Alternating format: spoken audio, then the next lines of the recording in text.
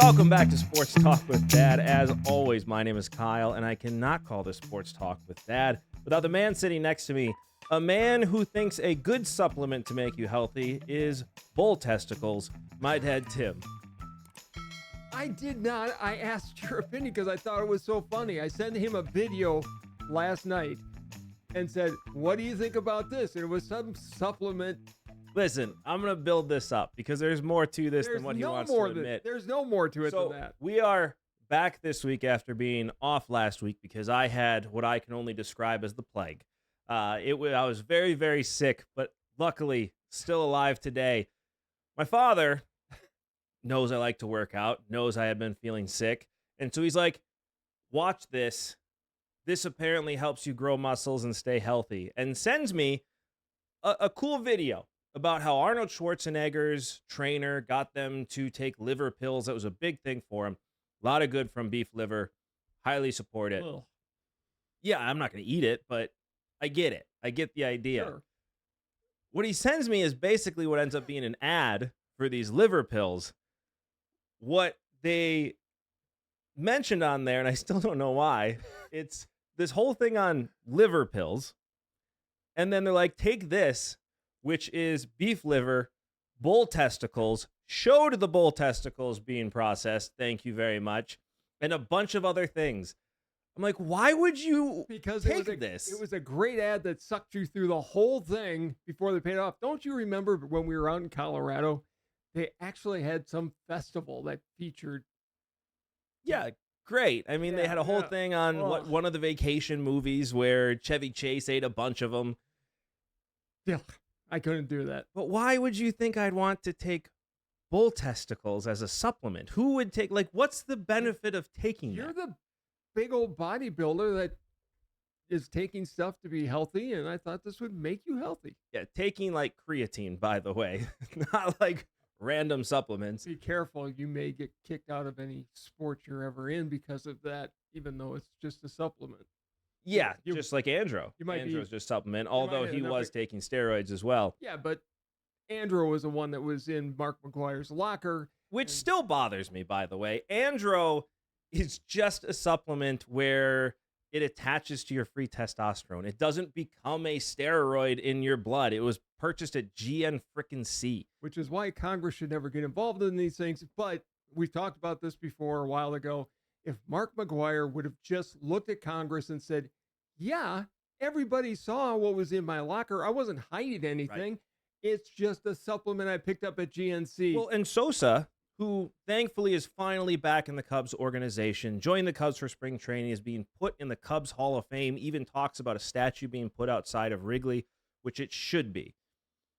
Finally came out and said what needed to be said. Which was? Yes, I took some stuff. 162 games is a long time, and I took whatever I could to recover to make sure I was there for my team every single day. Now, it's a lie for Sosa because he walked out on his team. And he also went from being about my size to being what he was. Well, listen, he was taking either a lot of testosterone or a lot more than testosterone to get that big. Same with Sosa, or same with McGuire, same with Bonds. Clemens. McGuire didn't get as big as... He was a big boy already. Yeah. He was. He did bulk up, though. He did. I mean, taking even testosterone is going to get you to bulk up. But it does bother me. It never had to happen the way that it happened. I mean, Bonds grew. Bonds was taking a pharmacy. As I think Dan Patrick said, his melon grew. Yeah. I mean, he took so much, his head actually grew. Right. That's a whole pharmacy. Yes. In that guy. And if you look at him now, he's back to normal size. Well, and what bothers me about that whole era, and we've talked steroid era a lot on this show. We have. You're wrong about it. I don't think they should be in the Hall of Fame. But if McGuire specifically would have handled that hearing at Congress the way he should have by just saying, yeah, everybody saw it. In retrospect, I should have taken it, but it's just a supplement. Steroids are bad for kids. And he had to look at it and say, Congress people, I bought that at GNC. Right. And if he would have just done that, people look at the steroid era completely different. Right. This is an over-the-counter supplement that anybody can buy. And by the way, did run to buy after they saw it in his locker. They were selling out. Yeah. But now, and that supplement is considered Class C And it's like, this is a binding agent. This is used for people for, somebody like you who's older and has free testosterone Right. to simply bind to the free testosterone that you have. It was nothing. Now he used it because he was using steroids, and that's why it was being used to bind to that And extra testosterone. But that supplement itself is nothing. no, that's not. But the other steroids they were using that they got illegally. Well, that's a Not that- different conversation. I know. But it was just sad that era had to happen because in the middle of that era was Kerry Wood's 20 strikeout. Ken Griffey Jr. played through that era. Greg Maddux was in that era. Randy Johnson, Some of the greatest players of all Roger time. Clemens. Here's my problem with Roger Clemens. Yes, he was caught up in all this, but he did the one thing I always said: if you really haven't taken it, scream from the highest mountain and sue to prove you're right. Yeah. And he did. And he got screwed because Andy Pettit decided to snitch him because he got caught taking stuff. Thank you, Pete Rose. Yeah. Pete Rose is right about everything, man. Pete Rose is not All right. the shorts are coming out now, and he's right about everything. We're going to talk about Pete Rose in a second. I want to talk about this first. Okay. Rob Manfred came out again and talked about expansion Okay, in Rob. baseball. That's brilliant, Rob. You had the worst team almost in baseball history last year and a worse team that's playing this year who may only win 35 games. I was finishing a sentence that I was going to make that point. Couldn't But wait. that's the reality of the situation we have right now. You want to expand when we have a White Sox team last year that had the worst winning percentage since 1916. And you have a Colorado Rockies team right now that we are 48 games in, I think now, Mhm. and they've won 8 games. 8 games. They're not on pace to win 10 games until after the All-Star break. Baseball shouldn't be expanding. They should be contracting because there is not the talent available to supply 2 more teams. They are on pace right now to win 31 games this year. You cannot look at an organization like Major League Baseball and say we need to expand when you are going to have back-to-back teams that are the worst teams we have seen in the live ball era. The only reason the White Sox are not on the pedestal of worst teams is because they won one more game than the Boston Braves in what was it, 1935? Yes. But in reality, the Boston Braves played 154 games. They had a winning percentage of 248. The Chicago White Sox, playing 162 games, had a winning percentage of 244. The only time in history, one was the 1899 Cleveland Spiders, which finished with a 130 winning percentage, and the 1916 Philadelphia A's, which had a 235 winning percentage. But that's dead ball era, and it doesn't count anyway. If we are talking live ball era, when the hits are flying, how in the world do you finish this bad unless there's not enough talent in baseball now, and you need to focus on making your game better with the talent you have rather than expanding? Because if this is the teams you have and the talent you have now, It's only going to get worse. it's only going to get worse as you expand. The talent is not there worldwide in baseball. You're going to be taking over an entire Japanese team to play because it's the only talent you got left. Well, and on top of that, when you've got 2 major league teams playing in minor league parks, and granted, Tampa's playing in a minor league park because of a hurricane. Got it, but they're still trying to find a new place It to was play. still the park they're playing in now is better than the park they were playing in before. I've said it 1,000 times. Tropicana Field was a dump. It was a worse field. It was worse than most minor league fields. Yeah. And you're right. Where they're playing now is George Steinbrenner Field. George Steinbrenner Field is better than Tropicana ever could dream of being. And then you have the Oakland A's playing in Sacramento. They still haven't broke ground in Vegas. I'm not sure they ever They're not do. gonna play in Vegas. So where are they going to go? And this is all about the expansion fees. You know what? Baseball shouldn't be worried about it. They'd be worried about getting their game fixed. And let's talk about that for a second. When it comes to moving, there's no expansion fee paid. The expansion fee in baseball now is, what is it, $1 billion for an expansion Or fee? Something 2 like that. billion, I think it is. It's a lot of money.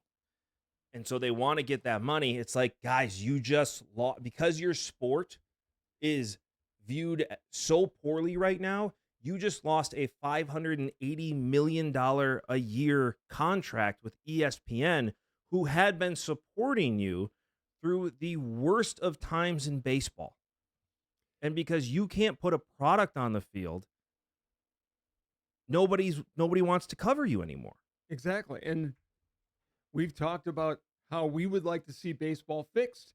The biggest thing they need to do, it's time to blow up the American and National League. Instead of having 3 5-team divisions, you go to 5 3-team divisions so that every team has a chance every year to get into the playoffs. And then you have to win your division to get into said playoffs. My question is with the Rockies here, like they have been a bad team for a while. Yeah. I don't understand how the Rockies are consistently this bad. And this excuse of the air and blah, blah, blah. Well, then you should be hitting balls out of the park on a consistent They basis. should be bombing them out of that park. Pitchers, you need to get better pitchers. It is what it is. I get pitchers not wanting to go there. But as a hitter, I would be begging to go to Colorado if it made that big of a difference. But it must not, because you don't have people sprinting to Colorado to go and play baseball. There's bad ownership. Look what's happened in Pittsburgh over the last 10, 12 years. They went from being a playoff team to one of the worst run franchises, I'm sorry, in baseball scene. All right, let's do a game real quick. Quick 30-second game. I want the first 3 teams that come out of your head. We're going to go back and forth. Okay. Teams that need to be contracted from baseball. I have a feeling that 2 of ours are going to be the same. Your first one, go. Miami Marlins. Miami Marlins for me as well. Second team that needs to be contracted. Tampa Bay Rays, unless they move. Also Tampa Bay Rays for me, unless they move. If you take the Tampa Bay Rays out, well, let's go back to that. Third team, go. This one hurts because they're an ancient franchise, but the Pittsburgh Pirates. See, I say the Oakland Athletics. Okay. Another old team. They have been bad for far too long. They haven't had a winning season in I don't know when. They haven't been in the playoffs in I don't know when. They haven't even sniffed at a World Series since the 80s. You remember back when they were talking contraction, and it was just a ploy at the time, but they were talking about contracting the Twins. Yeah. Twins got their new stadium. They were talking contracting Miami. They got their new stadium. Nobody goes to Miami games. No. Nobody. I think if they draw 12,000 a game, it's a lot. Yeah. They're bad teams. And baseball, to get healthy, has to shrink. It just has to. They do. 3 teams need to move. The A's need to find a new home. The Rays need to find a new home. And the Marlins need to find a new home. And you better not look at Nashville right now because they're having to build the Titan Stadium. Unless you're bringing your own money to build a stadium, these cities don't have it anymore. They don't. Where are the 3 places you think these teams can go? Salt Lake, obviously. Salt Lake City. Nashville, obviously. Not sure of that. I don't think Nashville is a place they can There's go. 4 teams that might need to move. The White Sox. The White other Sox. ones. Nashville, unless you're going with money, don't look at the city or the state right now. Here's the thing with the White Sox, though. I want to say this real quick. If the White Sox get good, the White Sox will draw, and they have a Pope on their side now. Yeah, if the Pope goes to a game, right, you're going to draw a lot of people. So one night. The White Sox, I don't know if they can move now, considering the Pope is a White Sox fan. They might be stuck there, but they need a new stadium. Correct, they do. I think they can go to Charlotte. I think that's the other up-and-coming market that can support a major league team. What about Portland? I think the politics of Portland over the last 5 to 10 years have killed any chance of them ever getting a professional baseball team. Although I respect what they did. They passed a bill there that says they're going to use what the taxes they collect, income taxes from the players, to put into the facility. Right. Which is a great idea. It is a good idea. It's routing taxes to a specific place. Right. I just don't ever see it. And, you know, we live in Milwaukee. They're going to be there for another 20 to 30 years, but that stadium's going to need a lot of upkeep. And within 20 years, they're going to need a new stadium. I mean, they needed a new stadium as soon as that thing was built. Well, we've had our issues with that. The sight lines in that stadium, because of the roof, it's a terrible just stadium. Not that great. Like, I get County was getting old. I get it. But forcing a roof on that thing, you can't see half the ballpark if you're in the upper deck. I like the fact that they put in a retractable roof. Milwaukee's a place that can do that. Can't do it in Tampa. Can't do it in Houston or wherever. You're going to have to have a full dome. But there's just Detroit doesn't draw anymore. No, That's they're in a bad starting place. to. They are. They're getting a little bit better, but they. It's one of haven't. those things, though. White Sox, if you actually put a team on the field, you'll draw. There's enough White Sox fans there to draw. Yes. Detroit, if you actually put a team on the field, you will draw fans. It's just in both of those stadiums are in not great neighborhoods. And so if you're not going to go and watch a winning team, there's no point to go there. Wrigley's that way. It's not in a bad neighborhood. It's the north side. But if they're not winning, think of before Kerry Wood and Sammy Sosa showed up. Nobody went to those games. It became an event to go to a Cubs game when Harry showed up. That's fair. In the 70s, it was an empty stadium. Yeah. It was not a good place to go. You could get tickets. You could walk up and get them anytime. When Harry came, it became an event. It was on the Superstation. Don't forget, though, there was a big swing when Henry Rothschild, I don't forget his name, when he showed up. 12-year-old kid, had an injury to his arm, all of a sudden could throw a 90-mile-per-hour fastball, threw a rope. I've seen the movie. From the outfield, throwing it back. All of a sudden, he's the closer for the Cubs. Cubs went on and won a fictional World Series with him.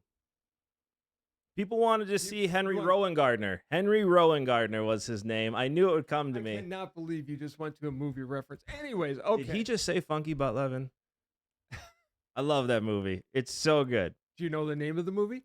Rookie of the Year. Okay, just checking. Of course I do. John Candy was in that movie. He was the Cubs announcer at that time and should have been the permanent Cubs announcer. I'm just saying. How do we go from saving baseball down to a movie? I don't know how we go from anything to anything, to be honest with you. Frenchie has shown up. John Candy's awesome, and I'm sad that he's gone. I don't know what we were talking about.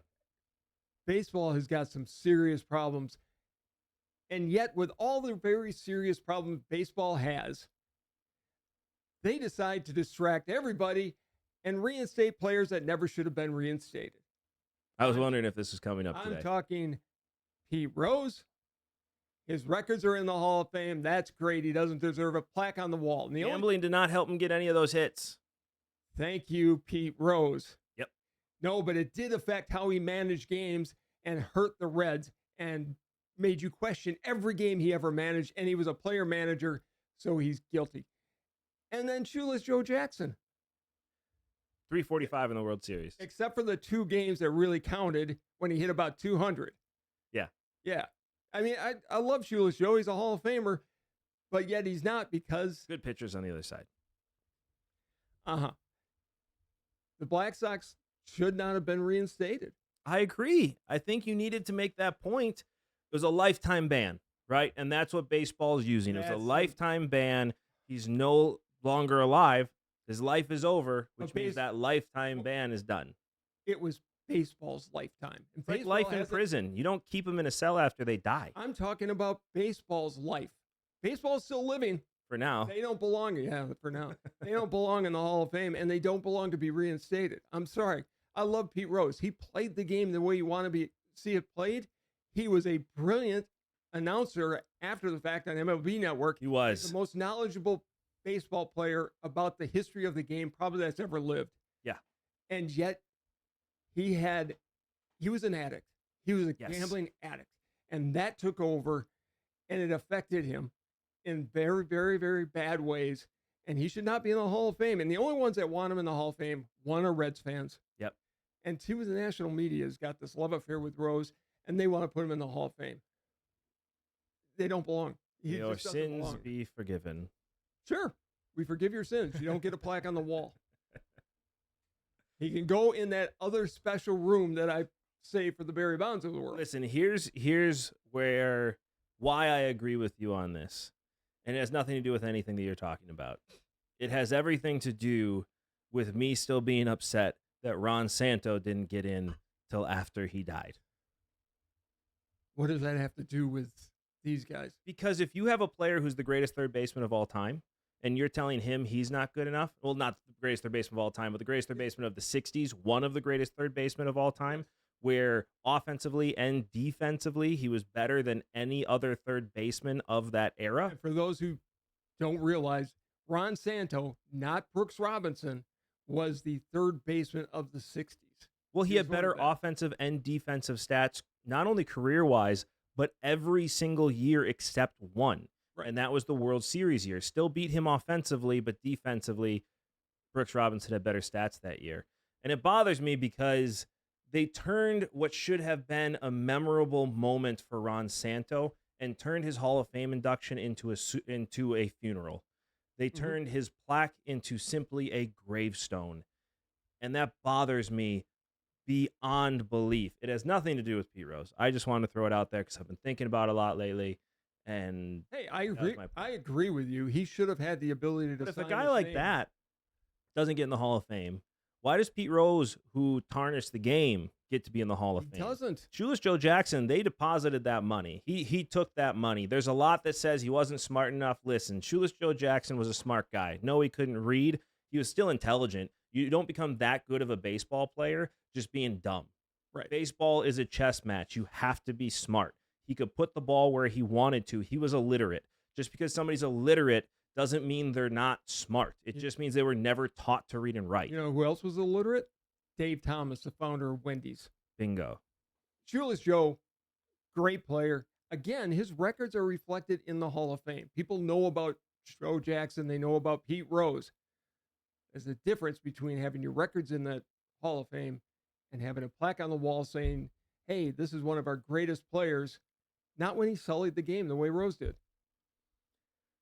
Listen, his record should definitely be in the Hall of Fame as long as those numbers are there. They should be. I loved what Pete Rose had to say about Ichiro breaking his hits record. He's wrong about that, by the way. He's not wrong about that at all. If Ichiro's Japanese hit should not be counted. That I agree with. But if Ichiro would have played his entire career in the MLB, he didn't. If he would have. If a dog eats a tree, it shits a canoe. Yes. He didn't. I'm just saying. We have no idea. Of course I do. We don't. We've seen Ichiro. Calling Ichiro the hit king is wrong. He's not. He's not. Just like Sadaharu O is not the home run king. Hank Aaron is.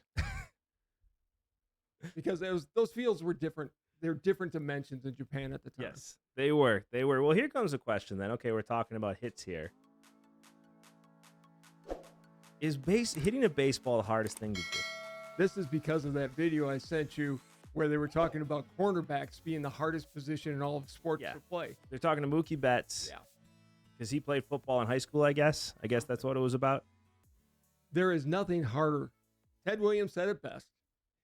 You have to hit a round ball with a round bat and yet hit it square. Yeah. Is the hardest single thing to do in any sport. I agree. I still think if I'm given 100 straight fastballs by a retired major league pitcher and I'm given 3 months to prep, I can get one hit. Did you see the video I sent you of Kerry Wood's last outing in 2012? Straight fastballs, I said. He was still throwing 98. Yeah. Yeah. I just need to get around on one. They're going to get tired after 50 pitches. You can't throw me that curveball. I remember watching that game, just so you guys know, not only is it the 20th anniversary of his 20 strikeout game, it was almost to the date. 30th anniversary of his 20 strikeout game. You're right. It was the 12th anniversary of his retirement game, the last game he ever pitched. And it was almost to the day. May 20th was, May 12th. May 12th was the 20 strikeout game, and he retired May 18th. No, May 6th was the 20 strikeout game. And May 18th, he retired. Yes. I should know this, but I don't. And that it was Pete Careywood. And I remember watching that game, and I don't know why I had it on. Oh, because Jeff Samardzija was pitching. Yeah, and I was watching it too. Jeff Samardzija was just coming into the Cubs system and coming up, just got it called up, and he was pitching. And so we wanted to watch that game to see Jeff Samardzija pitch because pitchers are the most interesting player in baseball, and you need to bring the starter back. Period. Fix baseball, bring the starting pitcher back because that's why people watch the game. Onto it. Kerry Wood gets brought in for the 8th inning. Samardzija gets pulled, and he faces one batter. And I got so excited because I'm like, Kerry Wood's back. But there was something that happened beforehand where he shook the hand of the bullpen coach. Everybody knew. And I'm like, this is it. And he threw that. It's like, that is Pete Kerry Wood. And they wouldn't let him face the next batter. He's shaking everybody's hand. His son runs out and gives him a big hug. Well, and the fact that he finished it with that 12-6 curveball. Oh, my goodness. It just dropped. It was amazing. And then to tell you why I love pitching and you love pitching, there was an interview with John Smoltz, and they were talking about Tony Gwynn and said, "How do you do against him?" And he was talking about the fact that he and Glavine and who else was there? Maddox and one other guy. Oh, Pedro Martinez. Yep. Struck him out combined 3 times in his career. 2 of those were from Smoltz. Yeah. Tony Gwynn and Ted Williams, probably the 2 greatest hitters of all time. 100%. Should have hit 400 if it wasn't for the strike. He probably would have. He probably would have done what Ted Williams is the only one to do. So I don't know. Last one to do, not the only one to do. The last one to do. Thank you. You're welcome. I love baseball so much. It's sad to see the state that it's in, and it has to do with leadership. I'm sorry. They don't have a leader who can take the game from where it is right now and revive it to where it should be. Right. You know, they had Peter Ueberroth, who had taken the Olympics, and he kind of revived the game. Like it or not, Bud got people to go back to the game again. Yes, there were issues there. I'm not arguing. He did. You know what? I've changed my opinion a little bit on Bud Selig because I watched something on what he did after the strike year and what he was trying to do, and he did bring back the game quite a bit. He did, but he regionalized it. He did regionalize They need to nationalize it again because teams like St. Louis should be watched on both coasts. You want to watch a game on what you want to see in baseball and what made baseball exciting. Because I watched this movie the other night. I don't know why it popped into my head. I'm like, I really want to watch this. And it made me fall in love with baseball again. Mr. Baseball with Tom Selleck. That was a great movie. It's baseball through and through. There's outside stories of love interest and all that stuff, but it really shows the game and the love of the game and how it should be played. And it was just like, this is why I love baseball. Yeah. This is why I love baseball right here, because it's little things that matter. It's a physical game, and we've taken the physicalness completely out of it. You have to get tough. You have the manager was pulling pitchers after one bad pitch like you're seeing today, and all of a sudden they're leaving them in, and you have to figure things out. It's just the way that baseball should be played. If you want to fall in love with baseball again, watch that movie. And going in baseball, listen to the guys who used to play the game like Goose Gossage, who says comparing him to a Mariano Rivera. Different game. He had to come in 4 times a week and pitch 3 innings. Bob Gibson, compared to these guys now, Bob Gibson had to come in, not only throw that hard, but he never threw that hard at the early part of the game. He had 4 pitches, and he'd have to face him 3 times. And to try to pull a guy like that out, or a Nolan Ryan out of the game, you better be there and ready to fight, because they aren't going to come out. Yeah, we're pulling pitchers when they have no hitters going on at this time. Yeah, in the 7th and 8th inning. It's getting to be ridiculous. Baseball can be fixed. I think really going on to our plan, right? The 12th inning is an interesting concept. I like it. I get why other people don't. The real thing is you have to stop the pitching changes so much. And I think the biggest thing you have to do with baseball now is bring back the starting pitcher. If you bring back the starting pitcher, people will come back to the game. I think so, because that's what people go and watch, because it's part of the chess game. Right. It's seeing that pitcher who's a little tired going against a batter who's been up 3 times. He's been playing 2.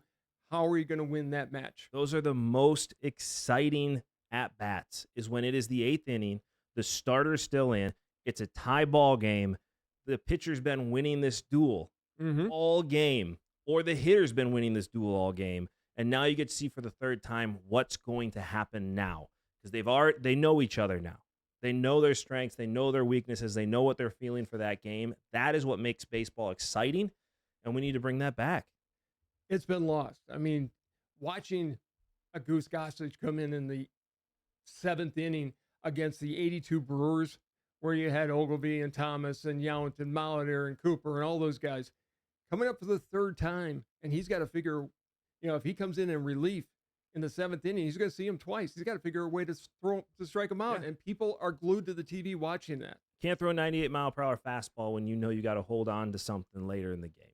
Watching Tom Seaver throw a complete game. Tom Seaver is probably he's one of the greatest pitchers of all time. And their goal was to go the distance. The Warren Spahns, the Bob Gibsons, the Tom Seavers, Nolan Ryans. your mindset was never, okay, I just need to get through 5. It was like, no, I'm going the distance. Or I need to get out of these 3. I need to get this side out. I'm facing 3 batters tonight. Like, that is absolutely insane to me. The 1-inning closer, okay, I grew up with that. I understand it. But this back and forth where you're having 5 pitchers a game, if you ever had 5 pitchers in a game, it was a bad day. It was a really, really bad day for somebody. And they were just trying to get through the game. And odds are, at the end of the game, they've got somebody from the field pitching. Right. I remember middle relievers where the starter got rocked in the second and you had to take him out. And so you'd bring in somebody. Sean Marshall was one of my favorite players as a middle reliever, because if he came in, he was going 7. Right. Like, you knew he was going 7. He was brought in because he was a stretched out reliever, didn't quite have the stuff to be a starter in Chicago, but he was a long inning reliever. So if all of a sudden somebody has a bad game or gets hurt, Sean Marshall comes in, you're in good hands. He's going to take you the rest of the way. And the game has just changed to the point where people aren't finding it enjoyable to watch on TV or even going to the games anymore. And that's got to change. I agree. You and I have had a great show. As you all know, you cannot have a conversation with your father without your dad getting the last word, so it is all you. I'm begging of you, baseball. I really am. 1, yes, you reinstated the Roses and the Black Sox. That doesn't mean they go into the Hall of Fame. To the Hall of Fame voters and the veterans committees who are going to be looking at these guys, their records are in the Hall of Fame. They don't get a plaque because they did damage to the game. If you let gambling into the game, pretty soon you're not going to know if it's a legit game or if it's just been fixed and somebody's messing with the game. And baseball's got to be very, very careful, because gambling is influencing the game way too much already. Thank you. As always, I thought you had more to say. That was it. Thank you, as always, so much for watching. This has been Sports Talk with Dad. We'll see you next time. Bye, everybody.